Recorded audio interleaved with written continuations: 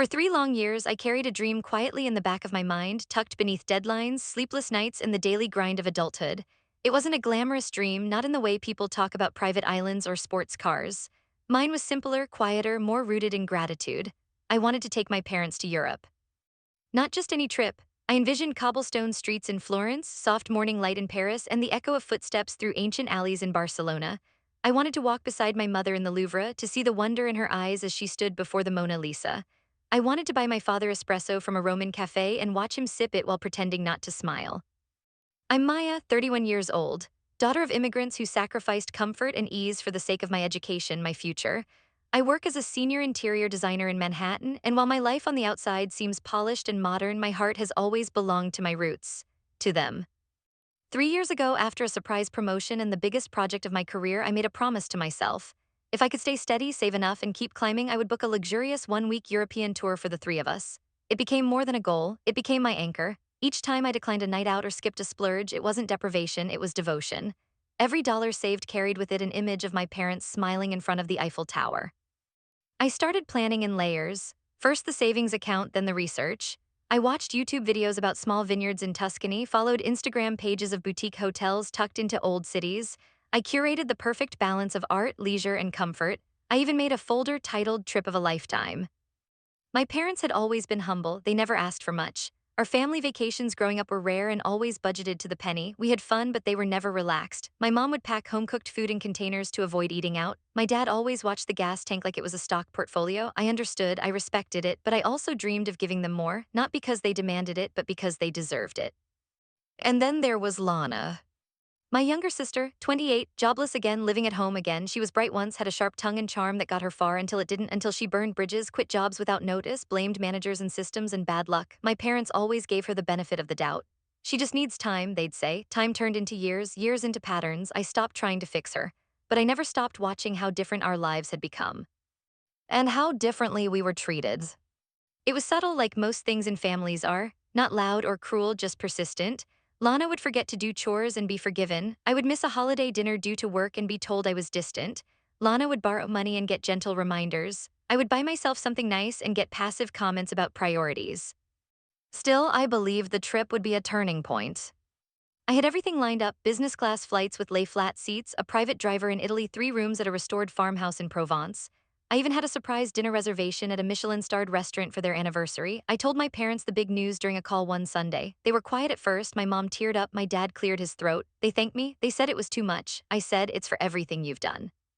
I mailed them the itinerary. I paid for expedited passports. I called every other day to remind them of little things to pack, what shoes to bring, how the weather would be. They didn't sound excited, but I chalked it up to nerves. This was new for them. And then a week before the trip, it happened. It was a Thursday afternoon. I was in the middle of reviewing design drafts when my phone buzzed. A message from Lana. "Thanks for the amazing gift, sis. I'm packing now. I'll send you pics from Paris." I stared at the screen. My mouth went dry. I read it again. I called my mom, no answer. I tried my dad, voicemail. My fingers trembled as I texted, "Is Lana going on the trip?" It took an hour for my mother to respond. She wrote, "She really needed this, Maya. She's been through a lot. We thought you wouldn't mind. You have work anyway, right?" My body went cold, like ice had replaced my spine. I sat down slowly, like gravity had grown heavier. 3 years of planning, saving, dreaming, gone, erased with a single presumptive choice. And the worst part, they never even told me, they never asked, they decided, they replaced me. I didn't sleep that night. I lay in bed replaying every memory, every sacrifice, every unspoken moment where I had put their needs above my own. Was it all invisible to them? The next morning, I canceled all the hotel bookings. I changed my own ticket to a different week, unsure if I'd even use it, and I stopped calling home. They went. The photos came in bursts on social media. My parents standing stiffly in front of Notre Dame, Lana grinning with gelato in Florence, captions that said, "Dreams do come true." Not mine. I didn't comment, I didn't like or share. I became a ghost to my own gift. And yet a part of me didn't feel angry, just hollow. Like the dream had been emptied out, its soul replaced with silence. I told myself maybe this was what love looked like to them. Maybe Lana was the one who needed rescuing, not me. But who would ever look out for the daughter who always seemed okay? I didn't know then, but that trip would be the moment everything in me began to shift. The quiet good daughter was gone, and something new was being born, not in rage, but in resolve. And this, I think, was the first day I chose myself. They returned from Europe with smiles and stories, their laughter echoing through the phone when they finally called me. I answered out of habit more than desire, not sure if I was ready to hear their voices. My mother recounted the view from the Eiffel Tower, how cold the wind was up there, and how Lana nearly dropped her phone leaning too far over the railing. My father chuckled in the background, talking about the wine in Bordeaux and how he finally understood what complex flavors meant.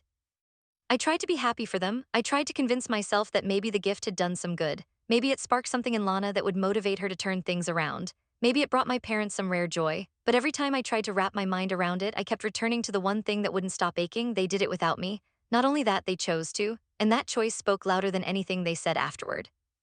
The silence between us grew. I didn't call. They didn't either, not really.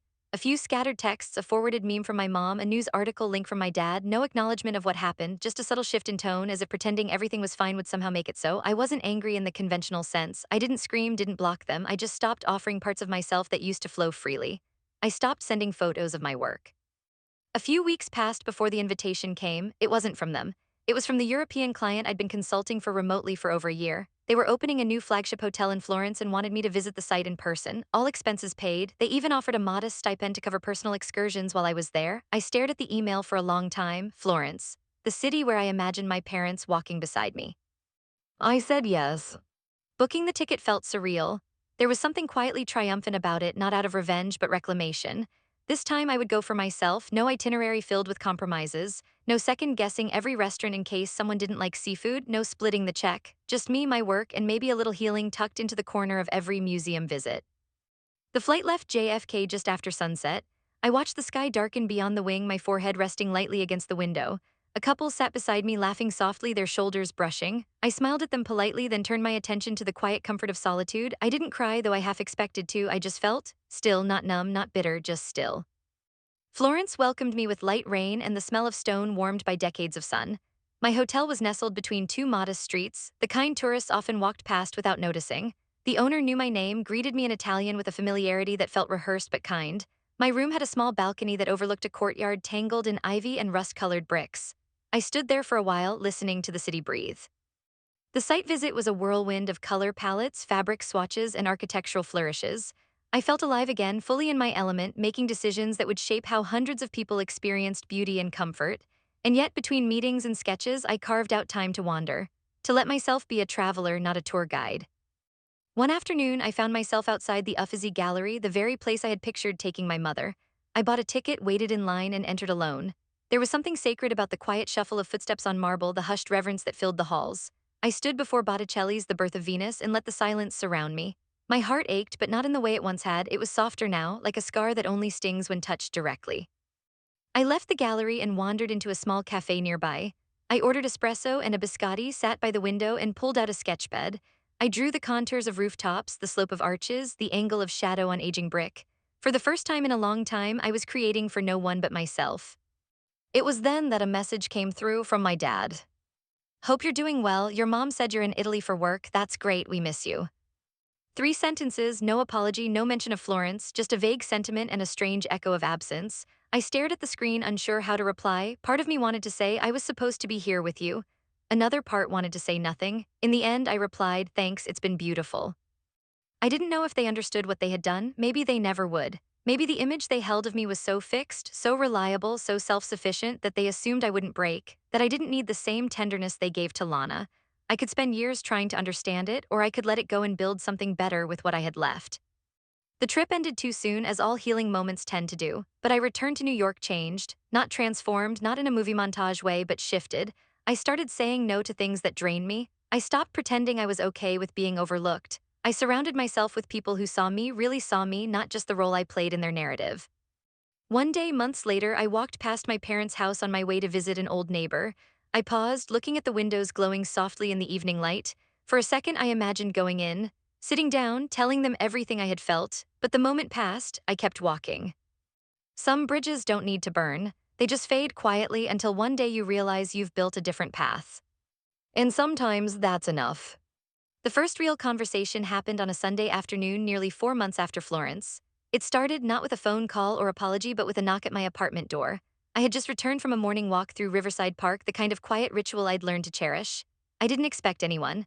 When I opened the door, my mother stood there, holding a plastic container of homemade chicken stew and looking older than I remembered. "I didn't call," she said, voice low, eyes uncertain. "I didn't think you'd pick up." She was right, I might not have, but I stepped aside and let her in. She sat at the edge of my couch like she was visiting a stranger's home, her hands clutched tightly in her lap. I sat across from her, unsure what to say. The air between us was heavy, not with anger, but with all the unsaid things that had quietly grown teeth. She started talking about the stew, how she'd used extra time the way I liked it, how she wasn't sure if I still kept that same ceramic bowl I used to love. I let her speak, let her fill the room with mundane kindnesses, as if layering blankets over something cold she was afraid to name. Finally, I said, "Why did you give her my tickets?" Her lips parted slightly, her breath catching. Because she cried. She cried for days after she heard about the trip, said she had nothing to look forward to, said she was a failure. Her eyes filled quickly, not dramatic tears, just the quiet overflow of someone who'd run out of rationalizations. "You were always okay, Maya. You never asked. You just kept giving, kept doing. I think somewhere along the way, we forgot you were someone who could hurt too." I didn't reply because, yes, that was exactly it. She looked around the room at the paintings on the walls, the clean lines of furniture I had picked with care. "Your father wanted to call you that night. I told him to wait. I thought you'd understand eventually." She nodded, then shook her head. "I wanted to believe it, I needed to, but the day we got to Paris, when I saw your name on the hotel booking, I knew we'd made a mistake. A real one, and the worst part, we were too proud to fix it." We sat in silence again, this time not out of distance but the rawness of finally meeting each other where the pain lived. I told her about Florence, not all of it but enough, how it felt to stand in places I'd once dreamed of sharing with them, how I sat alone in cafes and galleries, trying not to feel like a ghost haunting my own plans. She didn't interrupt, just listened, her hands folded in stillness. Before she left, she reached for my hand. "I'm sorry, Maya, truly we let you down." I didn't cry, but I held her hand longer than I meant to. After that, something shifted. Not a grand reconciliation, but a slow, cautious thaw. My parents didn't rush in with explanations or gifts. They just became quieter, more careful. They started asking how I was doing and waited for the real answer. My father came to visit one Saturday, brought me a book on modern Italian architecture, and we sat for hours discussing stone textures and cantilevered roofs. It wasn't about the trip. Lana didn't reach out. I wasn't surprised. She had always lived in a world where consequences rarely touched her. I heard through my mother that she had tried briefly to start a travel blog after the trip, inspired by the places I'd chosen. It fizzled out after 2 months. I didn't feel vindicated, just tired. One day in late spring, I was invited to speak at a design panel in Chicago, a big moment, national exposure. I decided for the first time in years to ask my parents if they wanted to come, not out of obligation, not to prove anything, but because I wanted them to see me in the world I'd built. They said yes without hesitation. We flew together, sat in the same row. My mother took photos of the skyline from the plane window like a child seeing clouds for the first time. My father wore a suit he hadn't dusted off in years. During the event, they sat in the front row, listening intently as I spoke about the philosophy behind spatial flow and how architecture isn't just about form but feeling. Afterward, my mother hugged me tightly. "You make places feel like home," she whispered. That night, we had dinner at a rooftop restaurant overlooking Lake Michigan. It was simple, no elaborate itinerary, just us. I looked at them across the table and saw something fragile but real, an effort, an apology in action, and I allowed myself, for the first time in a long while, to feel part of them again. Still, I knew the cracks would never fully disappear. Some trust, once broken, reshapes how we love, but I no longer felt like the invisible daughter I was seen, heard. And as I walked back to my hotel room that night, heels clicking against the pavement, wind lifting the edge of my coat, I thought about all the versions of love we grow up with, the flawed ones, the uneven ones, the ones we carry like inherited furniture, worn but irreplaceable. I thought about how long it took me to recognize that sometimes choosing yourself isn't betrayal, it's clarity. And clarity, I was learning, was its own kind of home. In the months that followed our Chicago trip, something in me began to loosen like a muscle that had been clenched for too long, finally learning how to relax. Life didn't shift dramatically on the outside, but internally I started giving myself permission to stop performing. I allowed silence when I had nothing to say. I stopped measuring every interaction with my family by how much it hurt or healed. Some days were warm, some were awkward. I let both exist without needing to fix or label them. Work remained steady, even thrilling at times. A boutique hotel in the Catskills had hired me for a top-to-bottom redesign, trusting my vision completely. I found myself spending weekends upstate, sketching beneath the trees, watching how the afternoon light softened cedar wood and danced through linen curtains. For the first time in a long while, I wasn't pushing myself to earn worthiness, I was just creating. But healing, I learned, isn't always linear. One early autumn morning, my phone buzzed with a name I hadn't seen in months. Lana. I hesitated. The last time we'd spoken, if you could even call it that, was her smug little text about packing for Paris. I opened the message. I stared at it. My first instinct was to delete it, pretend it never arrived, but something stopped me.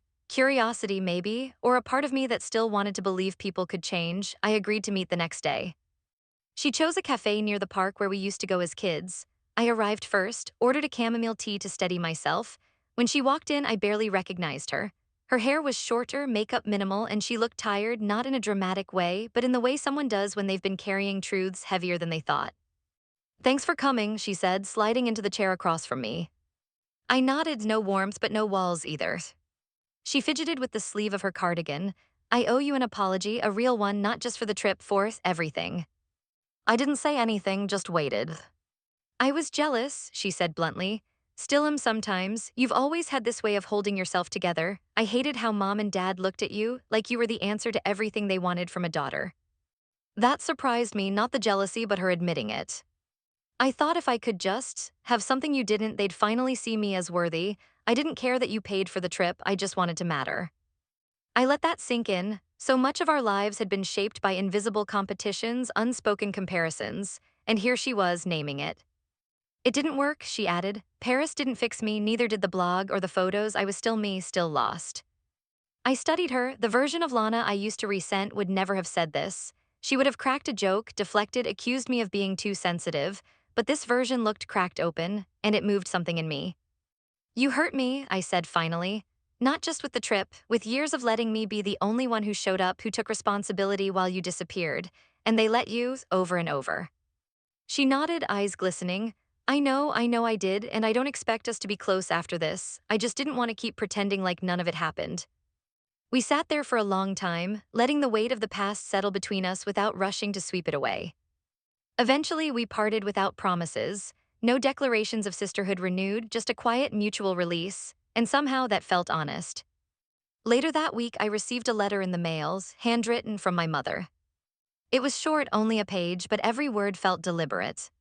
"Maya, your sister told me about your talk. I don't know what was said, but I'm glad it happened. There are things I wish I could go back and change, but since I can't, I want you to know this. I see you now. Not just the daughter who gets things done, not the one who fixes, pays, and smooths over. I see the girl who once cried silently when her drawing got torn, the young woman who held her breath during phone interviews, the woman who gave us more than we ever deserved quietly without asking. I see her and I love her. Mom." I read it twice, then a third time. I didn't cry, but I folded the letter and placed it inside the drawer next to my bed like a kind of soft amulet. The next few months passed like pages turning, steady, uneventful, but full of quiet moments that made me feel like I had finally stepped into the life I had built with my own hands. I started mentoring young designers, hosted my first solo exhibit, traveled to Portugal on a whim with a friend from college.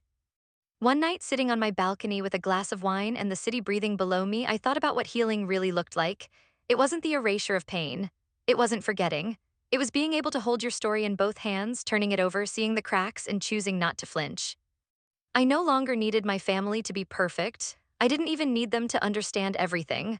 I just needed to stop abandoning myself for the sake of belonging. And for the first time in my life, that finally felt like enough. The first winter after everything had settled came in quietly, with early dusks and the kind of cold that creeps into your bones without asking permission.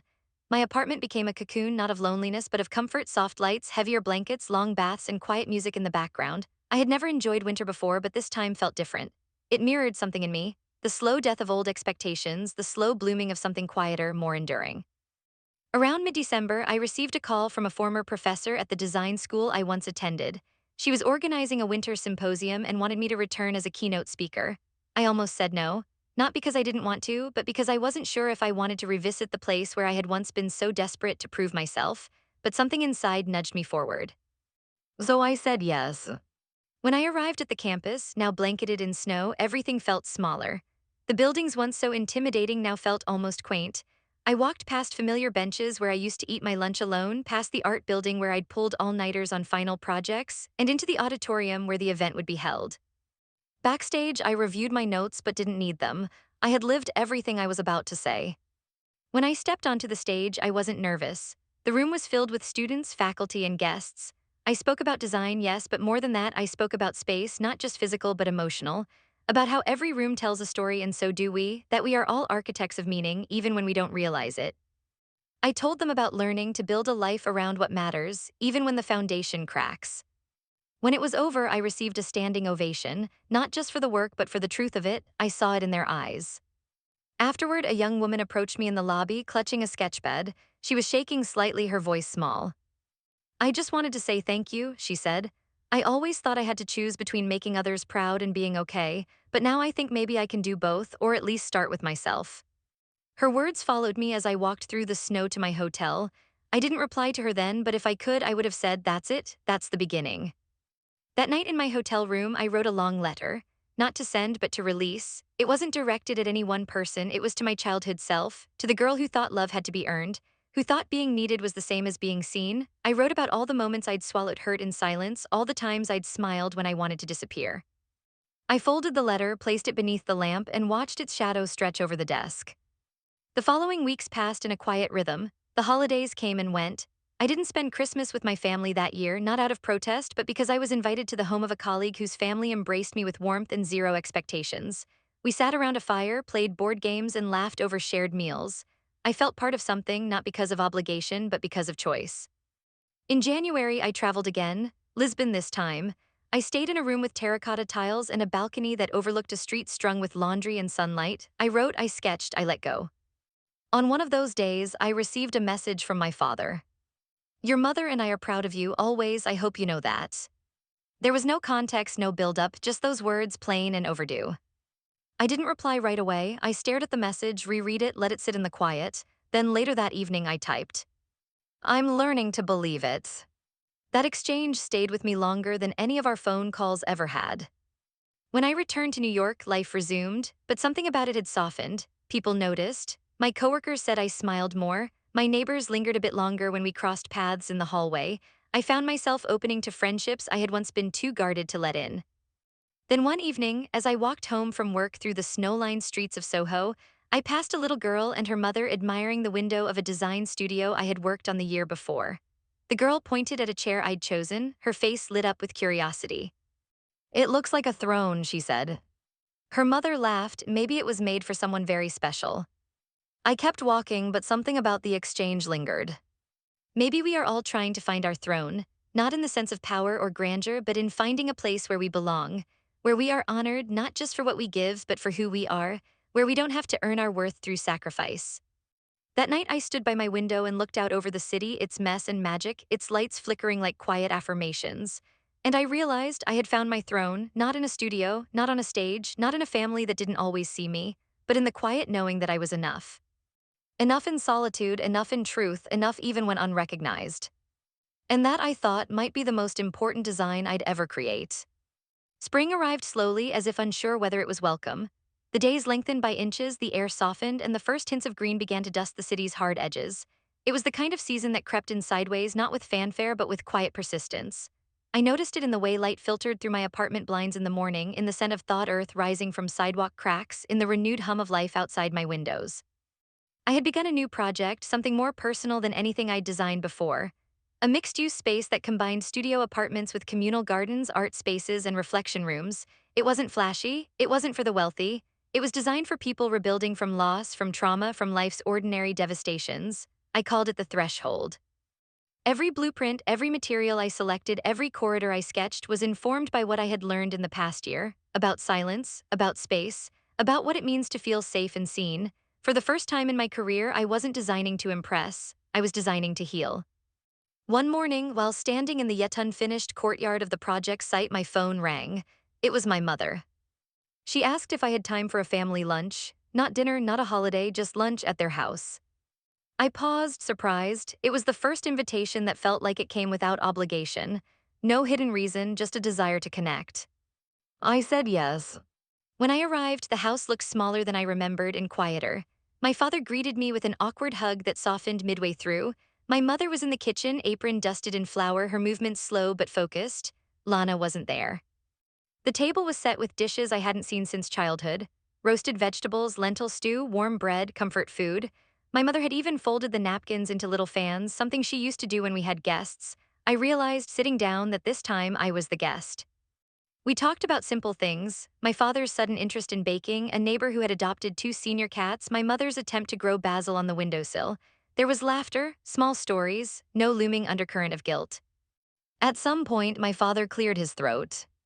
You know, he began carefully, your mother and we talk a lot about the past now, about the things we didn't see, the ways we failed to speak what needed saying.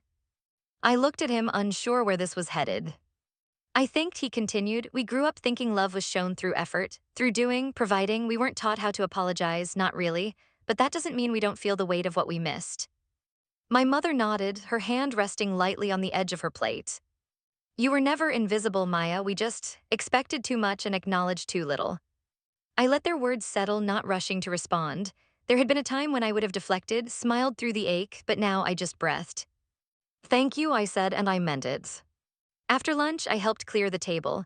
My mother stopped me as I was drying a dish and said, you should bring someone next time, a friend, anyone. We'd like to meet the people who make your life beautiful. It was such a simple sentence, but it reached deep.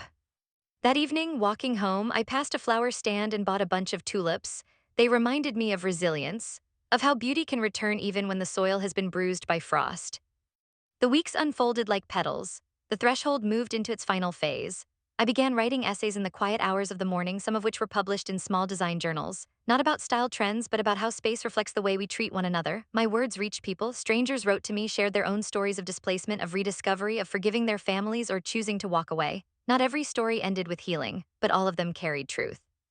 One letter in particular stayed with me. It was from a woman in Montana who had left her family after a lifetime of emotional erasure. She wrote, I thought healing meant going back, but now I see it means going forward with or without them. Thank you for giving me permission to believe that my story still matters. That was when I knew I would write a book.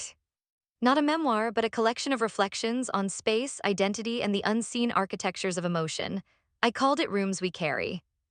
I wrote most of it during early mornings and long train rides. It wasn't fast, it wasn't polished, but it was real.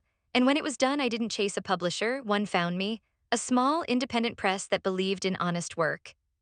The launch was quiet, no big party, just an intimate reading at a local bookstore filled with people who had followed my writing or stumbled across it and felt something echo.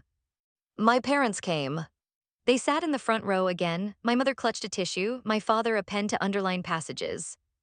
Afterward, they hugged me, and this time it felt like a beginning, not a repair.